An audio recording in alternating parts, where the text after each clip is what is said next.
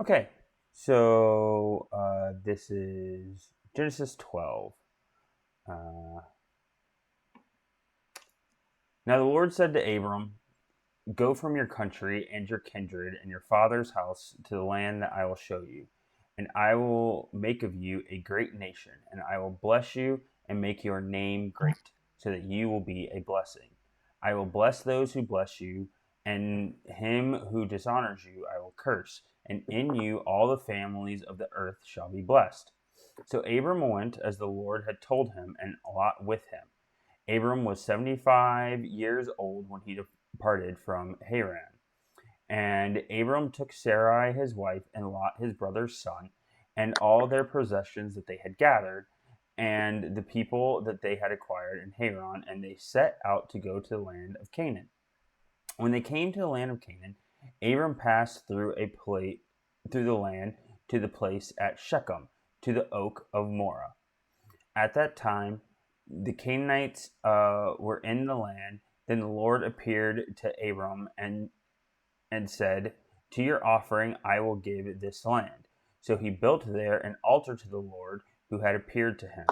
From there he moved to the hill country on the east of Bethel and pitched his tent, with Bethel on the west and Ai on the east. And there he built an altar to the Lord and called upon the name of the Lord. And Abram journeyed on, still going toward the Negev. Now there was a famine in the land, and so Abram went down to Egypt to sojourn there, for the famine was severe in the land. When he was about to enter Egypt, he said to Sarai his wife, "I know that you are beautiful in appearance. When the Egyptians see you, they will say, 'This is his wife.' Then they will kill me, but they will let you live. Say you are my sister, so that it may go well with me because of you, and that my life may be spared for your sake." When Abram entered Egypt, the Egyptians saw that the woman was very beautiful. And when the princes of Pharaoh saw her, they praised her to Pharaoh, and the woman was taken into Pharaoh's house. And for her sake he dealt well with Abram. And he had sheep, oxen, male donkeys, male servants, female donkeys, and camels. But the Lord afflicted Pharaoh and his house with great plagues because of Sarai, Abram's wife. So Sarai called Abram and said, "What is this you have done to me? Why did you not tell me that she was your wife?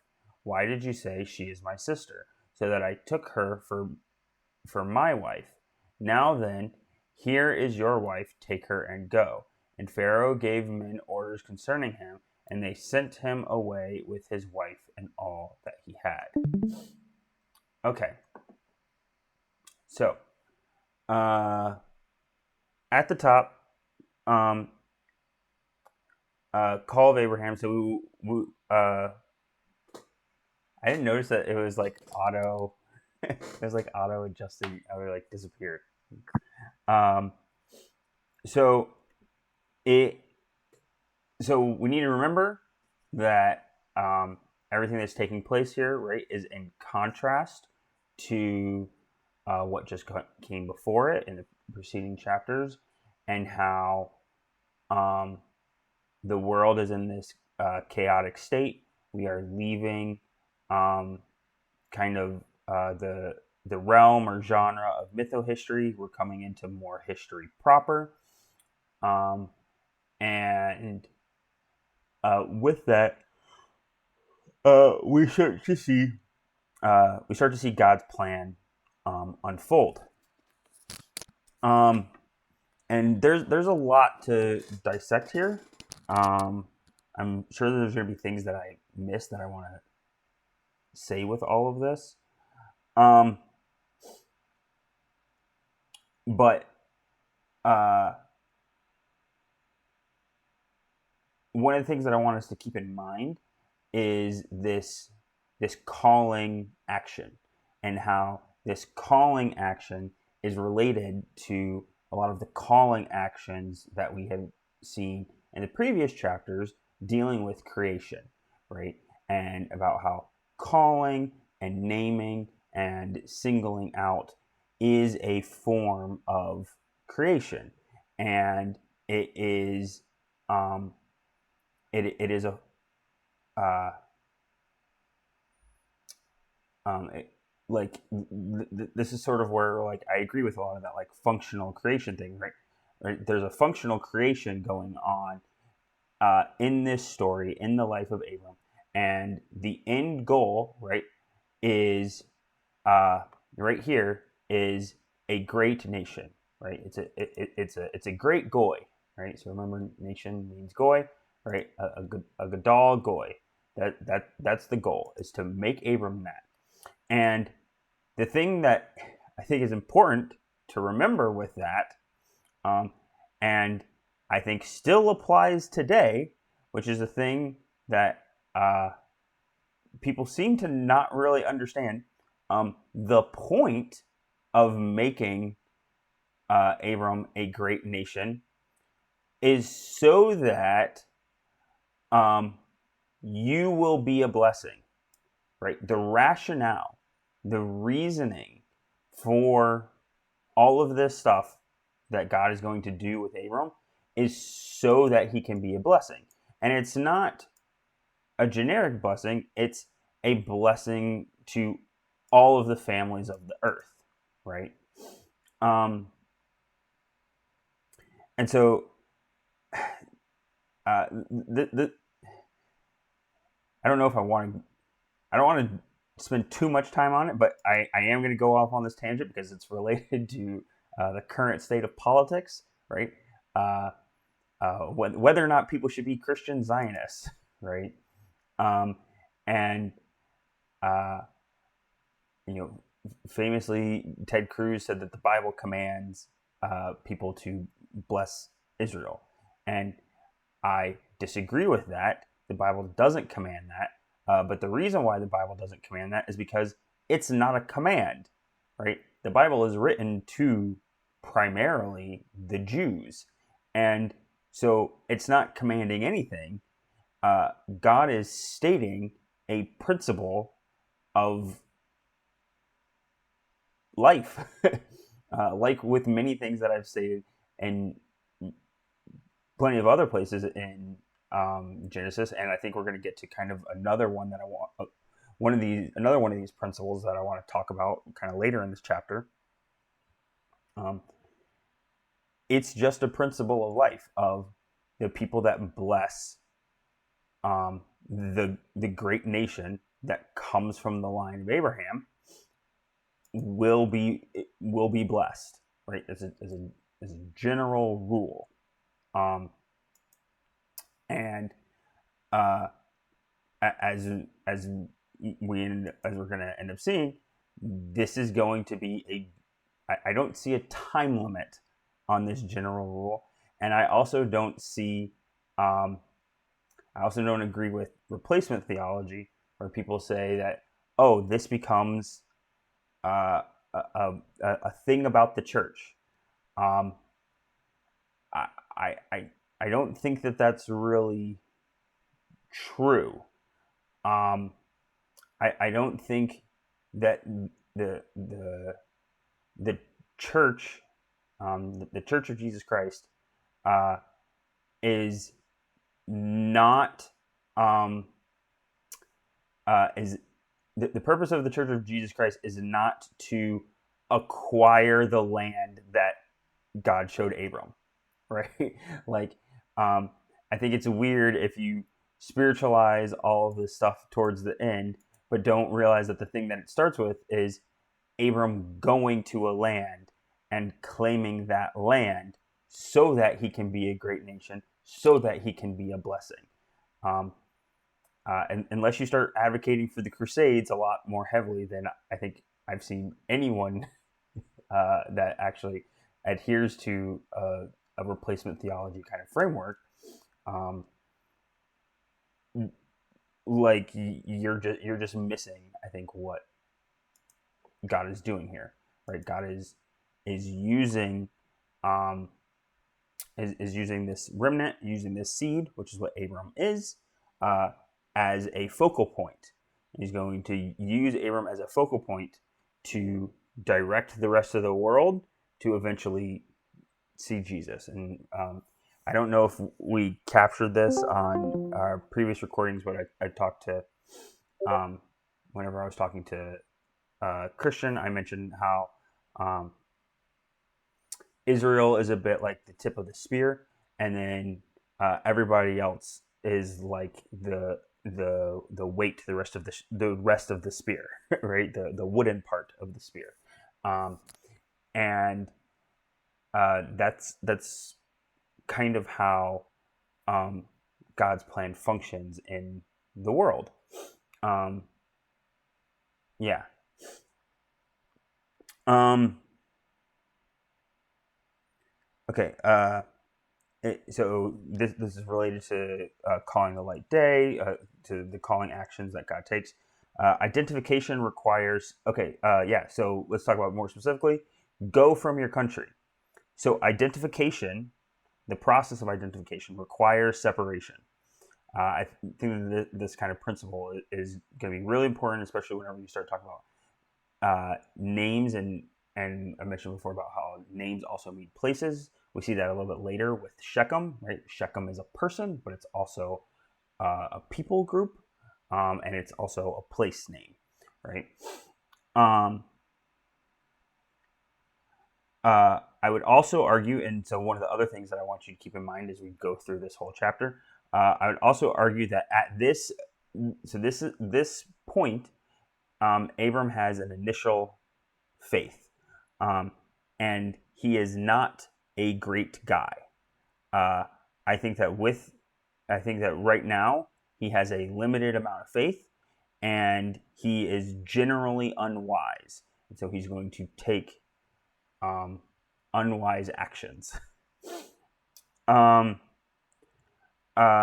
Also want to highlight the I'll make you a great nation with a great name, right? So again, we're continuing this theme of um, contrasting the the Nephilim, the men of renown that are trying to make a great name from themselves, with the people that uh, follow Shem, that follow the name, people that follow the name, right, which is Hashem, which is God. Uh, he is going to make their name great, and he's making them. He's going to make their name great for a different purpose. The purpose of their name being made great is so that they can be a blessing. It's so that they can serve, right? It is not so that people can serve them, right? And so even at this, on these very initial stages, we're already seeing this reversal hierarchy structure that Jesus brings out more clearly at, thousands of years later. Um,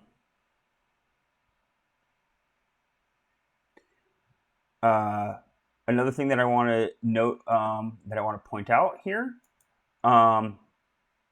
So it says Abram took Sarai, right? It's important to remember that Sarai is the daughter of. So let's go back a little bit. So Sarai is the daughter of uh, Nahor, right? Yes. It's the daughter of Nahor. And then Lot is the son of Haran. So by bringing, this is a kind of important thought process to have, that whenever we think about identification and separation and all that stuff, right? So on one hand, Abram is separating out from his people and his group, but he's bringing with him Sarai, who is related to one of the brothers, and then he's also bringing Lot, who is the son of the other brother. So in the three of those characters, you actually have representative. It's representative of the entirety of Terra, right? And so this kind of operates in this right? There's a lot of these like fractal. We've talked a lot about of like fractal mini stories and how there's all these like mini stories, and this is um, a miniature way of keeping that identity of his past with him, and that will become a general principle that the Israelites um, are supposed to um, kind of retain. And this is why you end up getting practices like levirate marriage and all of this other stuff. It is so that um, there's going to be an emphasis on maintaining that previous, even as you go forth and separate, you need to do other things to maintain your connection to the past, right? Um, and essentially, it's an example of like the tendency that Jews have to not assimilate. It's anti-assimilation tactics, right? Um, and this is one of the things that I like to harp on about the Jews so much is that um, historically they struggle with this whole like, do we assimilate, do we not assimilate thing. And on one hand, the fact that they don't assimilate is the reason why this modern state of Israel exists. But then on the other hand, the the fact that they don't assimilate is also the reason why the Holocaust happened, and not just the Holocaust, plenty of other pogroms and all of this other stuff. Like the reason why the Jews are so persecuted is because they don't assimilate. And so, um, even right here, you have an example of that taking place, and that's gonna, like I said, echo and fractal and become bigger in the larger story. Um, One other thing that I want to highlight about Shechem and in this, again, if I was good at this, I would have gotten a map. I'll try and get one for next week. Um, this Shechem. So here it calls it the Oak of Morah. I believe in other places it refers to it as the Oak of Mamre, and I'm not sure if those are supposed to be different places. I think at one point in time I did know more about that, but I didn't do much research into that this week. But the point is, in general, this is towards the center of like modern day Israel, um, and that Shechem spot is going to become um, and kind of a focal point around which Abram is going to be doing his sojournings. Um, Also, I want to make clear here that in this little section, because if you breeze right past it's not clear. Abram actually builds two altars here. So this is, I believe, the second and the third altars that we have being built. Um, uh, and there's there's something to be said about that the building of the altars is related to precursors of uh, claiming land. Um, but then he goes towards the Negev, and the Negev is basically the desert is the wilderness to the south. Um, okay, and then the story keeps going south. All right. Do either of you have anything that you want to say, ask about this first section here before I go on to the bottom section?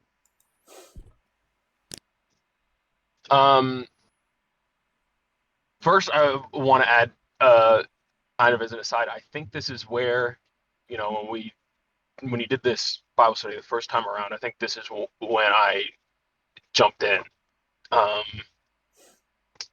believe it was this chapter. Um, and so it's interesting just to think about it again at that point, and to because this chapter and looking at the patterns in this chapter is something that I've now seen um, throughout like the entirety of the Old Testament and through much of the New Testament, even through, and we'll get into the story with Abram here, but even after the resurrection. So there's interesting stuff there. Yeah, I think Um, I know what you're talking about, and I was going to mention it. You're talking about like hiding your identity and stuff, right? yes, and I know Yeah, you're going to get there, so we'll yeah, hold on to that. But yeah. another thing I want to add is that this is one of the famous um, Jordan Peterson chapters when he wants to refer to the ways in which we have an understanding of what like who God even is, um, Right. Yeah. and the way He's presented in the scriptures. So uh, he always uses it in this one as the what is it, the call to The call adventure. to adventure. Yeah, yeah, Yeah. So yeah. that that's this first section. So I thought that was worth pointing out. Yeah, yeah. Um, I have a question. sure. Um, so I didn't know how relevant this was, to like the main point you were making with the chapter as far as like if I should ask about this. But you mentioned how a big reason why Israel gets persecuted, or the reason it gets persecuted, is because it doesn't assimilate. Yes. Um, and I know you were stating that factually versus like whether that's a good thing or not that they're not assimilating. Obviously, in the Bible, it was very important that they didn't assimilate because they Yes. were supposed to like be set apart. Yep. And that's the whole reason why they can even be like a blessing for others. Yes. But I also thought you made a comment, which I wasn't sure if I fully caught, about like how that wasn't the same message for the church. So I kind of have two parts to the question of like, is the church supposed to be like that blessing for people now or not? And then is it a bad thing, oh, that Israel isn't assimilating now that Jesus has already come? Like, should Israel assimilate at this point? So this is going to depend on what your view is of like replacement theology and how that like works. Like if you're going to be a proponent of replacement theology, you think the church has basically taken over. You're going to say, yeah, like the Jews should be assimilating, and they should be assimilating by primarily like losing their identity and converting to Christianity. And most people that argue for this are, I mean, most people that are going to be arguing that come from like a Catholic bent, and they're going to be like, they need to become Catholic. But there are others that are non, so they're Reformed, replacement theology people that are going to be like, oh yeah, they need to become this. And on one hand, I'm like, yeah, that's true because everybody should become Christian. Uh, but there's um, a pretty ongoing debate about how how should other cultures um, integrate themselves into the church. Um, so so I'll say that right at the beginning. Now, if you're asking my opinion, um, so you asked, should the Jews be assimilating? Okay. Um, First of all, there's a lot of different ways that people can assimilate and not assimilate. Um, and the thing is that I, this is another one of those. It's a Thomas Sowell quote, but I also think it's just a principle of the world. um, there are no solutions; there are only trade-offs, and so there are going to be good aspects and things that benefit the Jews by not assimilating, and there's going to be things that um, hurt them by not assimilating. And so, whether they should or shouldn't is not really my call. Um, like they as individuals kind of have to decide for themselves, and in general they're probably going to decide to not assimilate. um, and even whenever it comes to like a Protestant Christian denomination where Jews do become Christians, they become Messianic Christians, and I actually think that that's kind of the best course of action for them to do. I think that they should become Messianic Christians, and I think that there's actually a lot of good argumentation for Jewish Christians to maintain a lot of their um, uh, Jewish rituals, like Passover, like keeping Passover and Shabbos and all this stuff. I actually think there's a lot of good argumentation to be made about that, especially because by all accounts, that seems like that's what the early Christian Jews did. Most of the early Christian Jews, like you can read about, um, I think it's like John and Paul and all the disciples, like they kept going to the temple even after um, Jesus, right? Um, and so I think I think I think there's a level of they should continue not assimilating, and I think that by not assimilating, they still function. I think that they still function in this capacity of being a blessing to the whole um, the whole world. Um, Most people are going to say that this like prophecy or blessing or whatever was fulfilled by Jesus, and I would argue Jesus is the best example of one of the ways in which this is fulfilled, but it's not the only way. And I think interpreting it as the only way is that, oh, that this is just about Jesus, and so it's when Jesus comes, Jesus is the way in which the whole earth is blessed, and there's nothing else. That's not even a correct understanding of this text, because we won't get to that because we're stopping at chapter 21. But if you go back and you watch my videos on towards the end of what will eventually be the end of this playlist, towards the end of Genesis, talking about Joseph, Joseph is a fulfillment of this. Joseph becomes, by being the leader in Egypt and preparing for the drought, Joseph becomes the means by which he's able to bless the whole earth, right? And he doesn't do that like perfectly, and there's trade-offs and there's bad things associated with that as well. But he does fulfill this, right?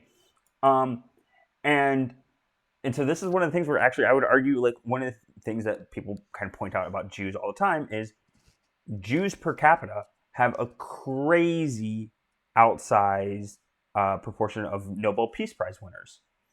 Um, and I actually think that this is another way in which the family of Abram is a blessing to the world. And so, like, I think it's wrong to say that this just happens in only one way. I think it happens multiple ways within the text itself, and it happens multiple ways in the wider world, in the world that we live in now.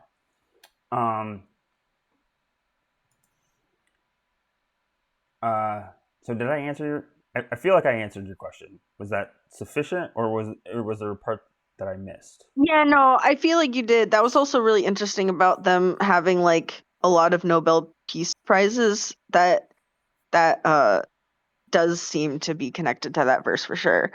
So I guess my only other part then is, since this verse is definitely talking about Israel still being a blessing and in lots of different ways, but I'm assuming there's also connection with, like, since Jesus is also part of that blessing, that means the church is also part of that blessing too? Yeah. I wouldn't. Okay. I wouldn't say that like the church is like like the church is obviously like the church is grafted in to the family Okay. of Abraham. Like they don't like it's wrong to it would be wrong to say that this has nothing to do with the church, and it would be wrong to say that it has everything to do with the church. Like there's a there's a combination that's made there, right? And one of the things that I would argue, right, is that actually it's super important that in that melding, in that grafting in, that Israel maintains its distinctiveness. I actually think that that's super important. Because if they don't, what you essentially will end up getting is essentially what a lot of people will talk about, which is like a Marcionite heresy, where because you think that the Jews don't matter, and you think that by extension the Old Testament doesn't matter, essentially what people will start to do is they'll just toss out the Old Testament, and they'll be like, the only thing that matters is Jesus. And because they do that, they end up losing who Jesus is, right?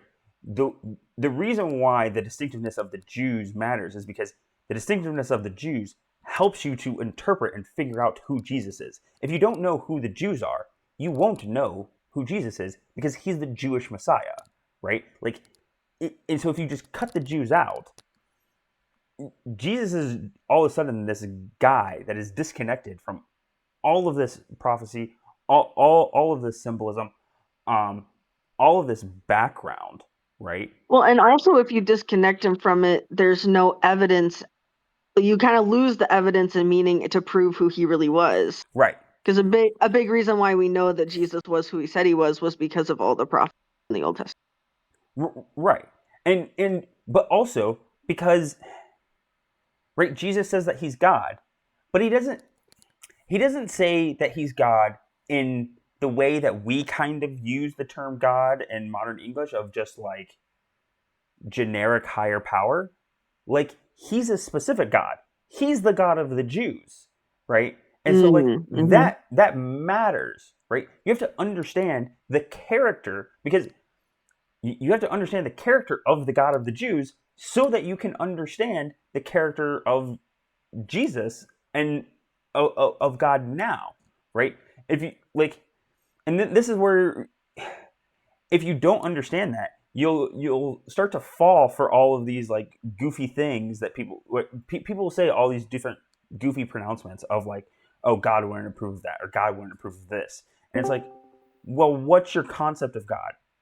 Like, if your concept of God isn't based on these Jewish scriptures, then yeah, sure, maybe like whatever God you're purporting to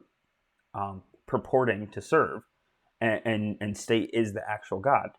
But like, Jesus isn't doing that. Jesus isn't making a vague like, oh yeah, I'm just a higher power. He's like, no, I'm this one, right? I'm Yahweh. And so that matters. You have to know who Yahweh is and what Yahweh did and what he's like.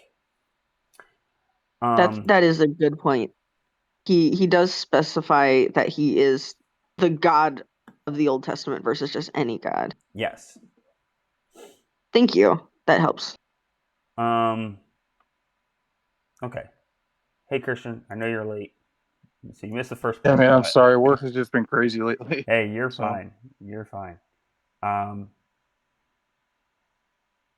So Did you guys? I'm assuming you guys read the whole chapter already. we did read the whole chapter. We went over the first section. So if you have any questions about that, feel free to ask them whenever. But otherwise, I think I'll just go on to the second. Yeah, just keep going. Yeah. Okay. So the story keeps going south, right? And I think I posted it in one of the, I think I put it in the Genesis chat, or yeah, let me see if I can find it. Yeah, so in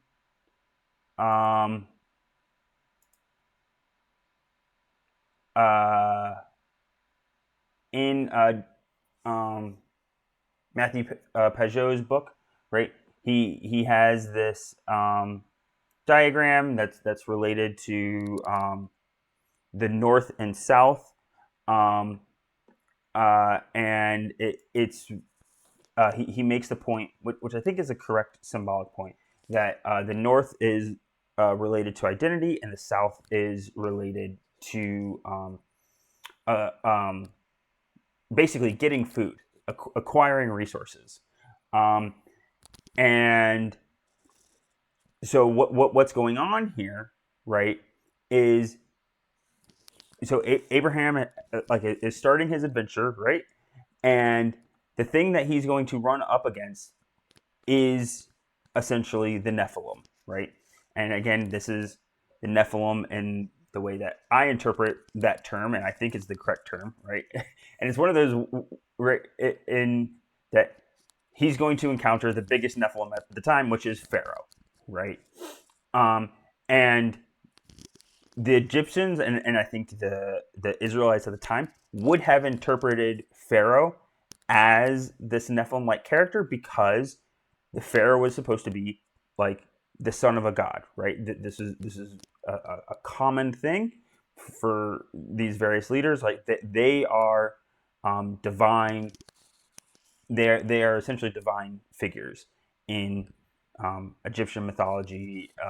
And same goes for like the Babylonians, right? And their I forget what the word was, Anuki or something like that. I think I'm using the wrong term. But so this is kind of Abram's first brush against it, and also this is a mini Moses story, right? So remember these like fractal stories, and so this is a miniature version of the going down into Egypt and then coming back up, and this is going to get repeated, right? This is like the themes, the symbolic themes that are going to be happening in here. That's why Jesus hides by going down into Egypt and then coming back up and all this stuff.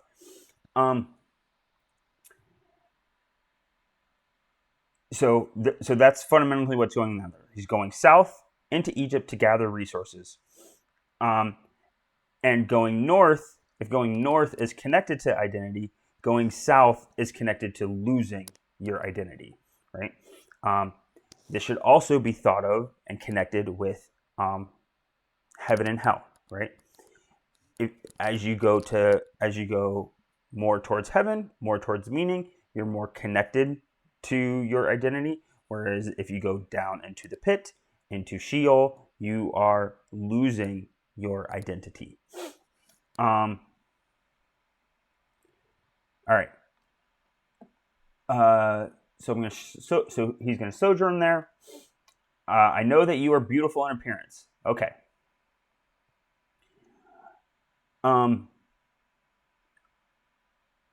Already Abram. So I'm just gonna read what I wrote.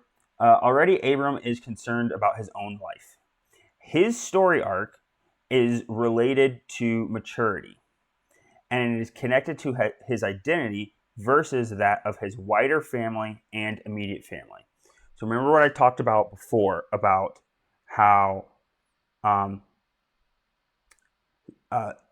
maturity is related to how far you can see. And so if going up high on a mountain is a more mature act because you can see farther, going south down into the pit is related to making more immature actions. And the thing that I want to talk about here is this. So this is the beginning of the story, and so you kind of to get it, you kind of have to contrast it with the climax of Abram's story. And the climax of Abram's story is the binding of Isaac's story, right? And So the binding of Isaac's story is Abram going up, right? And what he's going to do in that story is he's going to sacrifice his son, right? And to understand that, you should understand that as his son is himself, but it's his future self. And so in that story, Abram is sacrificing his future, right? And so here, Abram is worried about his future. He has this promise from God, right? And he doesn't fully understand it. And we'll have more stories where he doesn't fully understand it, right? But he thinks that he needs to preserve himself in order. So right. So like I'm going to try and just point out all the mistakes that Abram is making in this story. Abram is trying to, in Abram's dealings with the Nephilim, he is going to try and preserve himself, and he thinks that the way to preserve himself is to disconnect himself with Sarai. He's going to disconnect himself with his wife, right? Who has already been established that is supposed to be in one flesh with him, right? That's already a thing that Genesis has stated is supposed to be happening. And so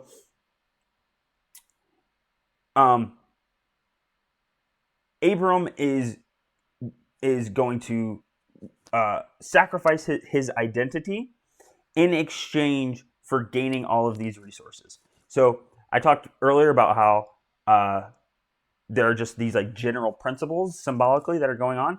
This is one of them that I think is true, and this is one that that Evan kind of brought up the last time that we were going over this, and I think that it is a general true statement about the world, is that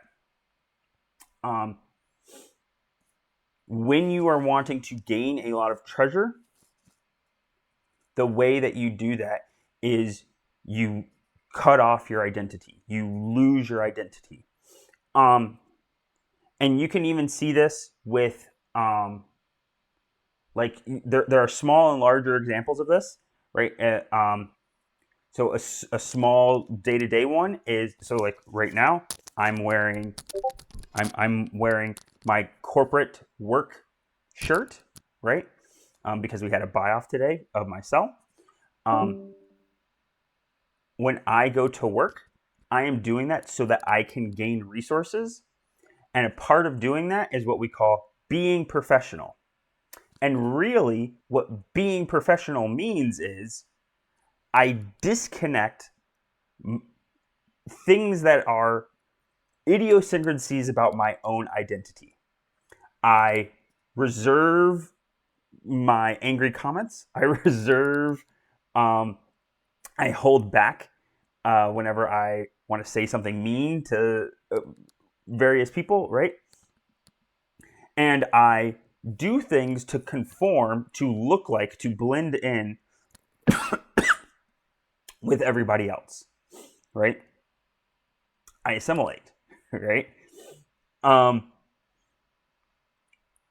when you do that, whenever you do that process, you are able to get a lot of things from the system that the Nephilim have set up, right? Because the system of the Nephilim works, right? That's what Abraham is doing here, right? Abraham is taking from the system that the Nephilim have set up. Now, is it a good thing or is it a bad thing? This goes back to that idea that I've talked about before about how you interpret the Bible, and do you see it as prescriptive or descriptive? If you just take it, which a lot of times people do, they'll just be like, oh, they'll just take like everything as prescriptive. And so like even right now, there's kind of I don't know if it's growing, but there's like a movement, there's a segment of people that are calling themselves like Christian polygamists. And the argument that they make is, well, most of the patriarchs had multiple wives.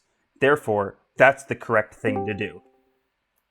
And they're completely ignoring the fact that in pretty much every case that happens, it's a bad idea, and it ends up being a terrible solution to things. And here is one that I would think that if you're being consistent, this should be a thing that you would, if you think that those other situations are good, you should think that this situation is good too. You should think that what Abram did here was a good thing. It was good that he hid himself. And I just fundamentally don't think that it is. I think it was effective.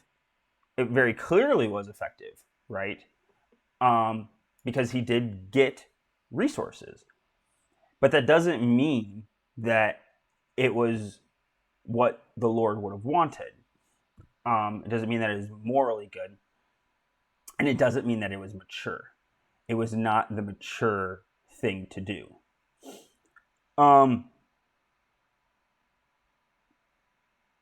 Okay. Let me keep reading what I wrote here. All right. His story arc is related to maturity. Yeah. So this is another point that I want to make about. The promise is given to Abram, yes, but and this is important to remember as we go through the rest of the stories. Sorry. The promise that God gave in the call for him to become a great nation is given to Abram, but it requires that the child come from Sarai, even though that aspect is never really spoken. It's not spoken of as a requirement. It will be spoken of later, where God will say, no, the child's going to come from Sarai. But it's not clear that it's a requirement. I also think that part about the fact that it's not clear that it's a requirement is related to like feminine symbolism. And I also think it is related to the fact that Sarai comes from his family that is in the north and is not from the Canaanites.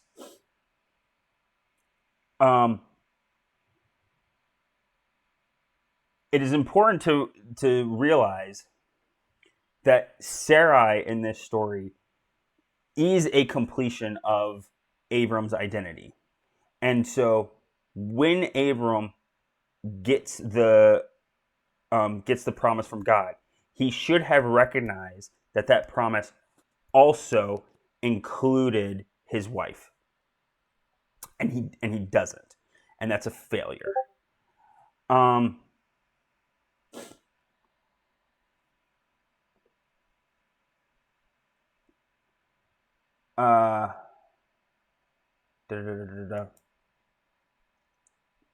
Okay.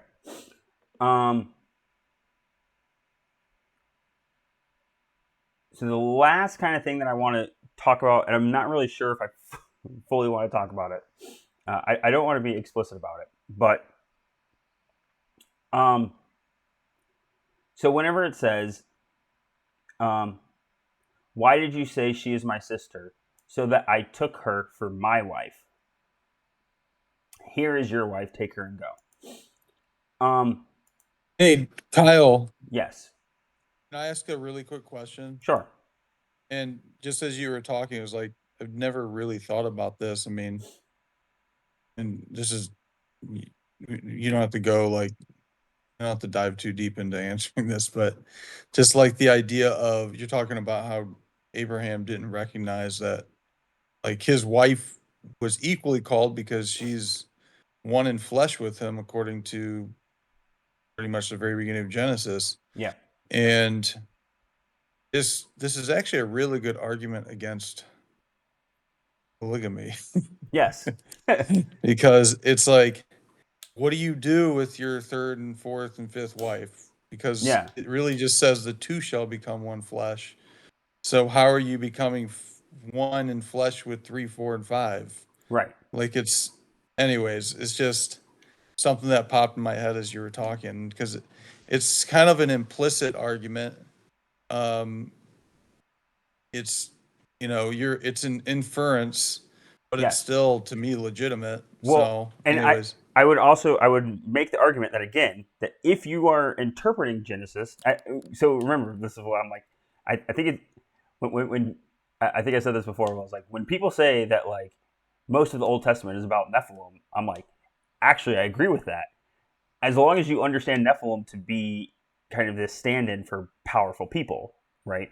Because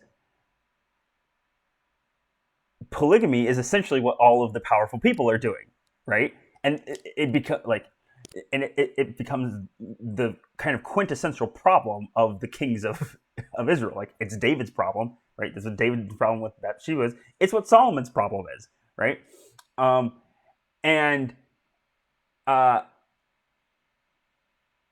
and so like the fact that the powerful men take multiple wives, like, is the problem and is the whole reason why this initial problem right here that Abram's facing is happening, right? Like, if the Pharaoh didn't take multiple wives, he wouldn't even need to do this, right?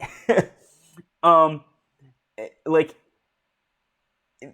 like that is the problem, and so the issue is that later on, when Abram takes Hagar, he's compounding the problem of the Nephilim, like with, like in himself, and that's going to create generational problems. And like you can like, I would argue that like kind of one of the major things about Abram's story arc actually is kind of a polemic against polygamy, right? Because what it's doing is it's okay. So actually, this actually does dovetail into what I wanted to get into, and I don't fully have the words yet for how I want to talk about this.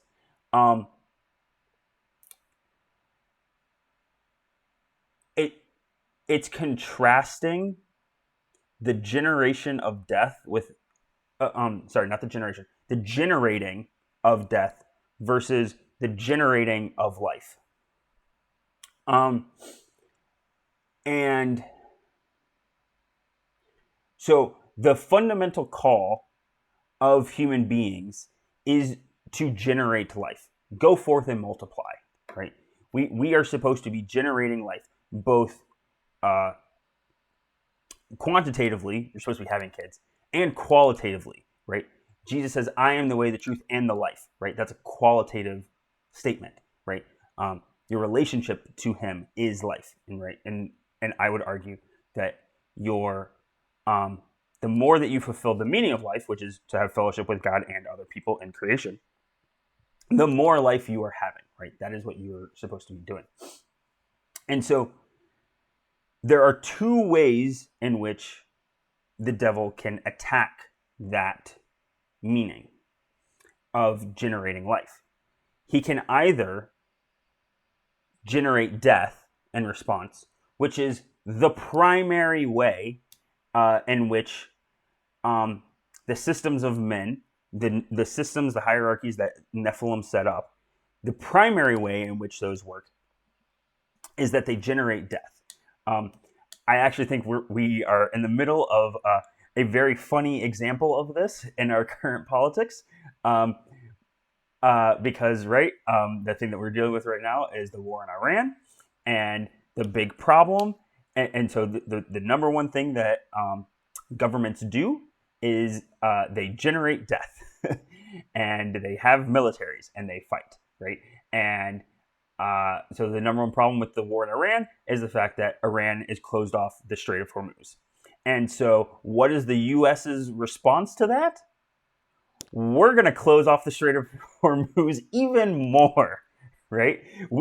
So the solution that the systems of men can come up with is generate more death. And like, honestly, it's actually a good idea. We don't need to talk about that here, in my opinion. But that's the way. That's the way in which governments work. Is they just out to generate more death than their enemies until they win, right? That's not the way that that Jesus works, right? But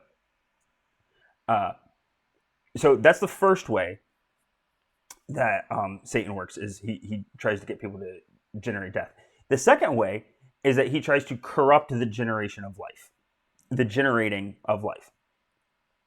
And I think that that is actually one of the reasons why I think most of the I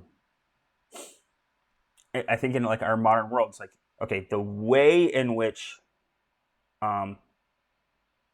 God's plans are attempted to be thwarted have to do and the way that people are like attacked has to do with some form of corruption of the proper role of sex, right?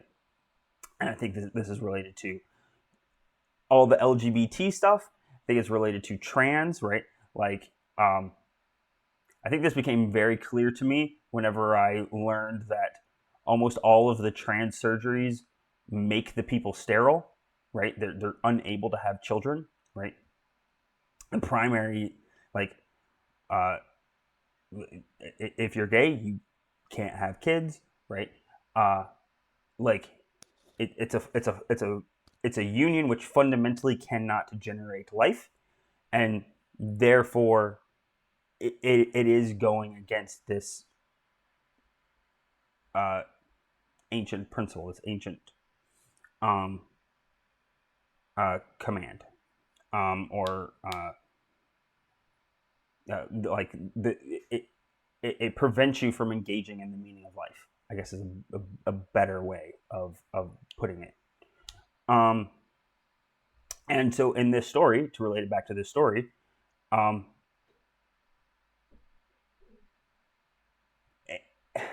so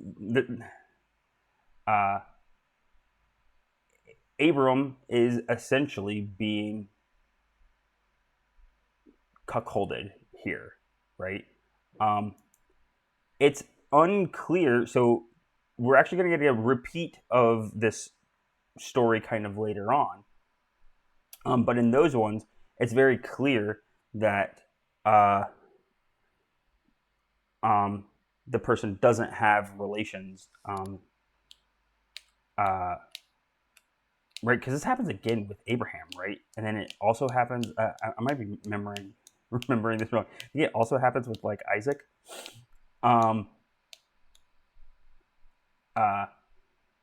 And but like in those later ones, like God, like, prevents any infidelity from actually taking place. Here, it's unclear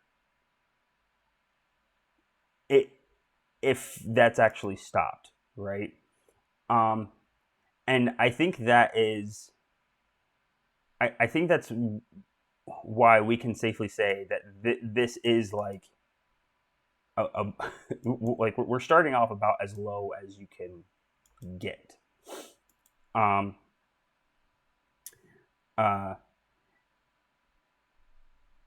And it shows how it also shows how necessary there to be some plan of God, right? Abram doesn't fix this situation. The Lord fixes the situation. And I think that's really important to recognize that, yes, in a sense, Abram's plan worked because he didn't die and he got a lot of stuff. But if the Lord had never stepped in and intervened, the rest of the beginning of chapter 12 would have just never have happened, right?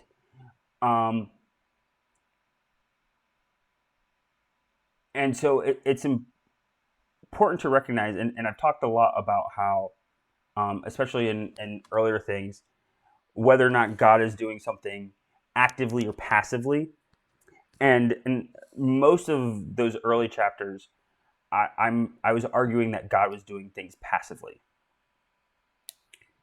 As we kind of come out of that historical stage into time and into God's plan, I would argue that God is sort of no longer active passively in many things.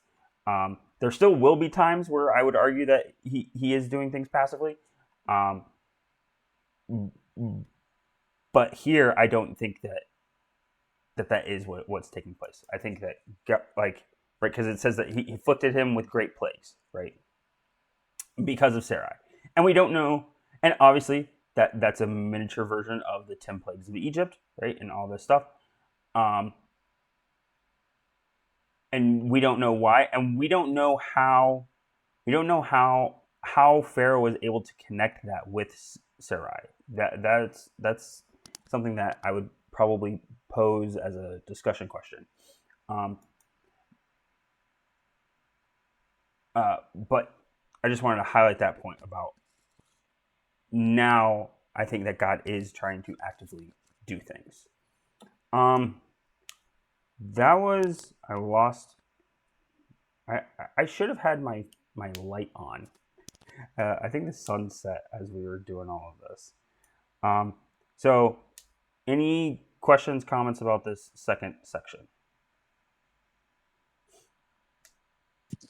So now is when I'll say that, and yes, I do believe that this happens again to Abraham, and I believe in that one, I'm hoping I'm not misremembering it as we just read this, but I believe in that one, it's God talks, like in a dream, right? In a dream, and tells him, and like that's how he knows like that Sarah is Abraham's wife. Yes. But yeah, I think this pattern, and as you put it, yes, it is disguise is what you do in which you receive treasure. That's part of the full pattern. But as I wrote in the comment, because I didn't think I'd be able to talk on it, that I think what's one of the things being revealed here, and I agree with you that it doesn't mean that what's happening in the story is something that's wholesale approved or prescribed by the Bible.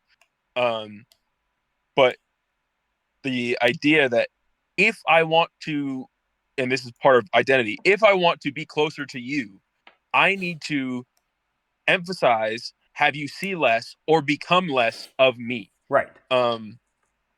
And as I said, this is done repeatedly through the Bible. Yes. And this past Sunday, Pastor talked about one of the probably latest examples, and that's when Jesus appears to the two men on the road to Emmaus. Yeah.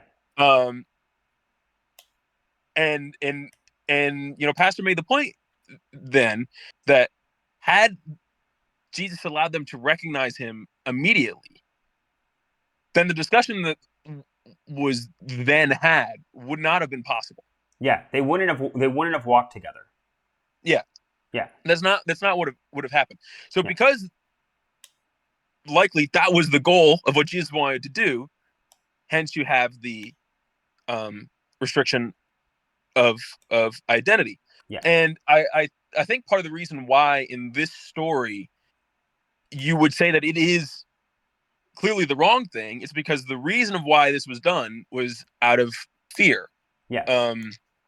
He wants to get close, but he wants to get close for his own survival, to get food, and because he just has to put up with Pharaoh being in charge, and so he does this out of fear. And I think a lot of the because this is a pattern that comes up a lot, that concept is something that gets to be played with more, because you have many variations of this. Right. of this disguise concept, and of when it's aimed at actually getting closer, which seems to be the proper way. There are people that misuse it and try to use disguise as a way to get away. I'm thinking of King Ahab, and Yep. and he dies when he does that. Yep. And there are various intentionality behind it. Yeah. And I think that weighs heavily on what you're doing, and that's why this is as a discussion is something that's more complicated than just being like, oh well, lying is a sin. Yeah. Oh yeah, for sure. Because if you were to phrase what I said, the point is to get close to you, I need to emphasize less of me. That's actually just humility. Yeah. Well, and so I wanted to mention them, but I forgot to. But related to your example that you said, so there's there's a few other ways in which this principle applies to Jesus, right? So the incarnation itself is an example of this happening, right? Yes. We describe the incarnation as a condensation, right? It is Jesus is lessening his presence. He's lessening his power. He's constraining himself for the purposes of getting close to humanity, so that he can collect treasure, right? Which is all of us, right? So that's why he's doing that, right? He's losing a bit of his identity. Right, he even says it, like I'm losing, like he loses his glory, right, and casts it off for us, so that he can do all of this, right? But then also, right, we have another example of this whenever Jesus says, I must go in order for the Comforter to come, right? Right? Jesus, in his physicalness, doesn't have the capacity, because he's constrained himself, he doesn't have the capacity to show up and to have that, like, in some ways, connection with everybody else that he would have when I know Yeah. I'm being messy. I know I'm being messy with my language. Then if he had been but then physically with present, the Holy Spirit, right? And so like he says, like, I have to go so that the Comforter can come, right? This is a further, like, it's different than incarnation, but it's another example of the, okay, I'm going to decrease in a way so that I can increase in a different way, right? And even that line is from John the Baptist, right? And so, like, this principle gets played out in a multitude, just a multitude of ways. Yeah. yeah. Sorry, I wasn't sure that's if you had why something else. and I would link it back to the, as you did earlier, to the concept of what's happening to Abraham and the singling out at the beginning of this chapter, in that the identity itself is a barrier. Yes. It is the, like, the walls, the confines of the space, like, surrounding you. It is that differentiation of where, like, This I not end versus and not you this. you begin, and Yes. yes, and where is versus isn't, and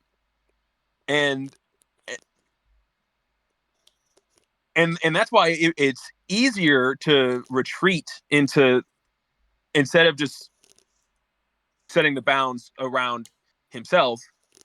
Abram can just be in the confines of, like, his people, in the land of his people. What and so then why it's necessary, like, to actually be singled out and to eventually end up earning, like, or being to be able to be recognized by this other name, to be Abraham. He can't still be Abram. Yes. And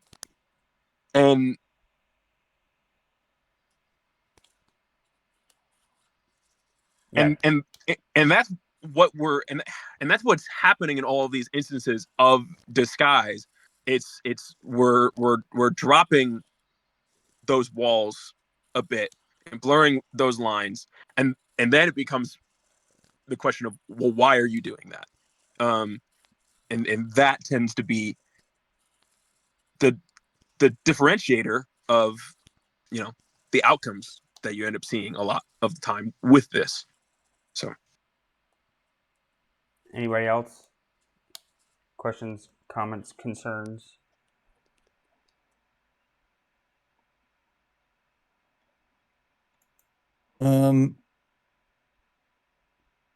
To like a one-to-one connection in my head with the Abraham story. Specifically, you guys are talking about his journey down to Egypt, correct? And how that relates, I guess, to events like the road to Emmaus Yes. and even his hidden form in the incarnation, and that his glory is hidden. And he does it for the purposes of collecting treasures. Yes. And I have no idea. This is just, I'm just kind of thinking out loud to make sure I understand exactly what's being communicated, because it's initially hearing it, it's kind of abstract. So I'm like, I got to make sure I understand this. Yeah, for sure. Does this connect at all to Paul's statement about when Paul's talking about the gifts of the Spirit? I think he's talking about the gifts of the Spirit, or it might be a different portion where he talks about, and he, something like he carried gifts or treasures in his robe or something like that. I don't I'm know not if you know what sure. I'm talking about, where essentially I think I think what Paul was saying there, and I could be wrong on this, is I think it's a statement of his victory over the enemy, and he's collected gifts and now he's distributing them among the saints. Subject altogether. But I'm kind of thinking out Huh. loud. Yeah, look it up. Do you know what I'm verse that curious.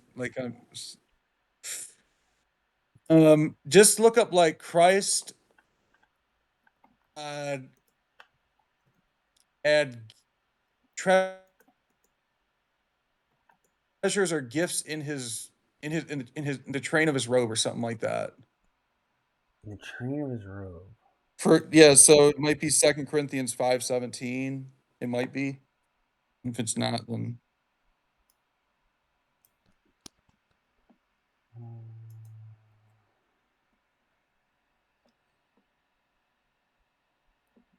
while you're looking this up, I do have one other thing I wanted to talk about Go for it. through this, and it is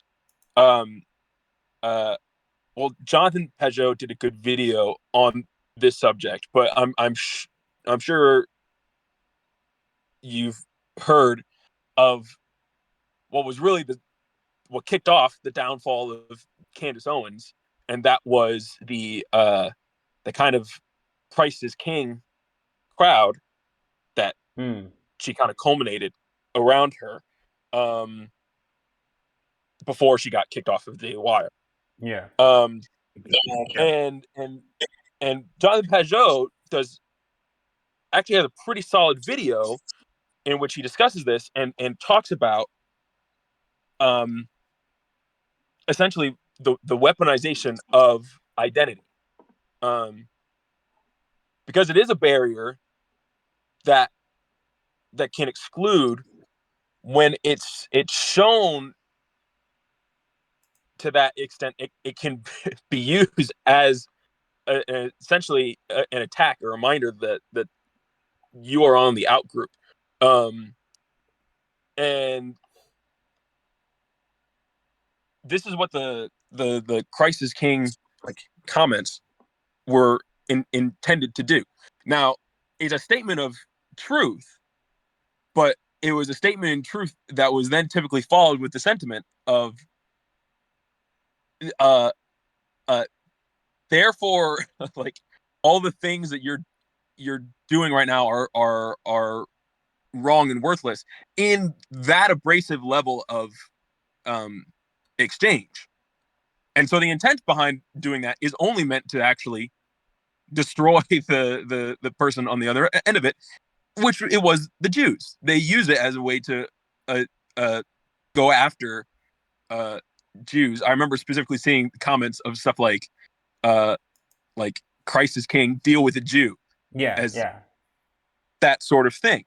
Um, and and there we see kind of an inverse, and I like to liken it to the a preacher with a picket sign on the corner, where it's too much identity and it's too abrasive. And the closest thing that we have to this is in the Old Testament, the constant reiteration that if you see the full face of God, you will die. Mm. Um, Yeah, like you can't handle it. Yeah. you can't handle that much identity, that much fullness at one time. It will fully make you aware of yourself, and you will be incapable of processing it. You will die. Yeah, Um, because whenever you because then it's full judgment. Right? yes, If it's full judgment, there's no capacity. Because it's full judgment, there's no capacity for mercy, right? And yes, and that mercy has to be uh contingent. The mercy is contingent upon um their knowledge, right? mhm. And so if you're fully in their face, you're also giving them full knowledge, right? And so by giving them full knowledge, you're giving them you're giving them full judgment, Yeah, right? And yeah, and so that's why it's like it has to be toned down so that uh, they can be given it at a rate to actually How make does that how does mercy that and apply redemption to which uh, makes it viable, makes redemption viable. Sorry, say that again, Christian. well, to Evan's point, people are using Christ as king as like a cudgel against the Jews. Yeah.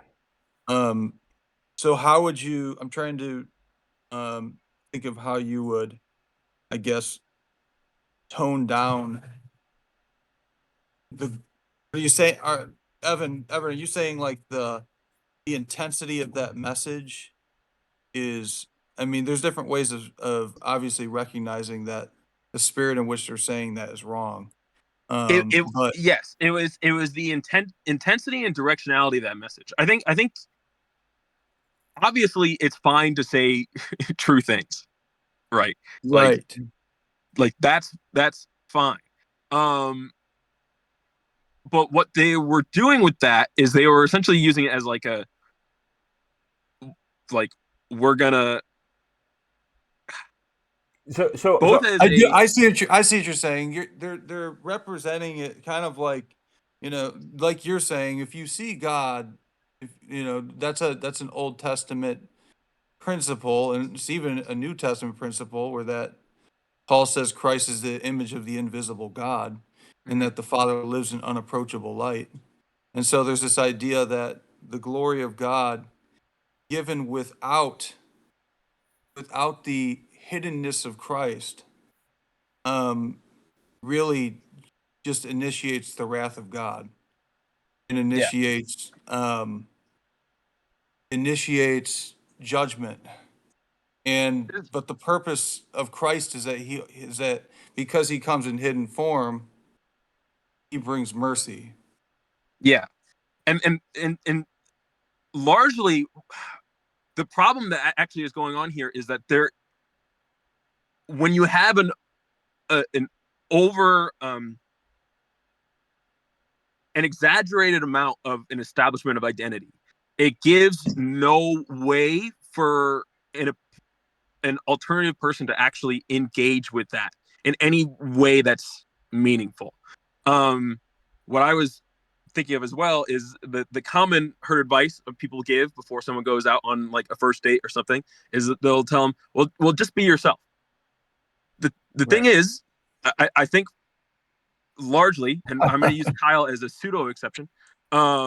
If on a first date you expose every single thing about yourself to the other person, it's terrible advice. You will. Well, first off, you can ask all successful like couples, and they'll pretty much tell you that didn't happen. And secondly, there's no way for that person to meaningfully engage with that. In the same way that if the first second you meet someone, like instead of shaking their hand, you just go, "Hello, I am a Christian. Christ is King." Where do you go from there? Yeah. Well, and how also, are you meant to integrate that in with your life? Christ is King. Yeah. But and also, like, right, if you understand the principle, right, it also kind of guides you into what the correct way to understand the whole Christ is King thing too. Because, okay, the correct way to do this is, yes, that's true, but the way that I should be handling that is, rather than using this as a weapon that I'm striking at you with, I recognize that actually I should be hitting myself with that, right? Because the way that people primarily use it is, oh, Christ is King, deal with that Jew. You are part of the Jews that killed him, right? Yes. Exactly. And what it actually, and that is a fundamental misunderstanding, because actually the person that killed him is me, right? Yes. Like, you should be recognizing that you are the one that killed Jesus. Like, it's your sin that put Jesus on the cross. It wasn't their, like, it wasn't the Jews' collective action, right? Like, it was us. It was all of us.